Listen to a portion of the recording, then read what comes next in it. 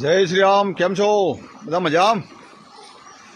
હવે જુઓ, લગ્ન હતા તો એ કોન્ટ્રાક્ટ જેવું થઈ ગયું. સારું લગ્ન કરવું હોય ને તો કોન્ટ્રાક્ટ જેવું થઈ ગયું. જે પહેલાં જે થતા કે જન્મો જન્મની પ્રીત ને હાથ જન્મના ફેડા, એ તો બધું ચોપડીમાં જ રહી ગયું. સારું કન્ડિશનથી થાય છે, કન્ડિશન એપ્લાય કરવી પડે. નહીં કહેતા કન્ડિશન એપ્લાય.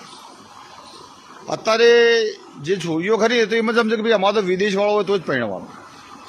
અને વિદેશવાળો, ચલો વિદેશવાળાને પરિણામ સારું, પછી વિદેશવાળામાં પાછી પસંદગી આવી જાય છે કે ભાઈ સિટીઝન હોય તો પરણવાનું, સિટીઝન ના મળે તો કે પછી પીઆર હોય તો પરણવાનું.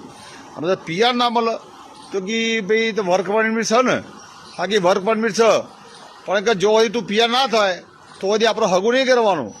હા, આપણે વાતચીત ચાલુ રાખવાની.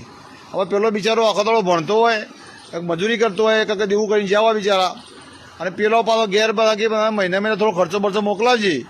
એ પેલો તો એ થોડો ખર્ચો એને મોકલાવે પેલી વાતચીત કરતા હોય એમાં. અને જો કે તું પીઆર નહીં હોય તો આપણા હગું તોડી નાખવાનું. ઓ તારી, એમાં મારા જે શું કહેવાનું, આ જે આ બધી વાતોથી, આ કન્ડિશનથી જે લગ્ન થાય છે એ હાથ જન્મનો લગ્ન કહેવાય? ના ભાઈ ના, આ કોન્ટ્રાક્ટ મેરેજ કહેવાય. આમાં પ્રેમ જેવું હોય જ નહીં, કે લાગણી જેવું ના હોય.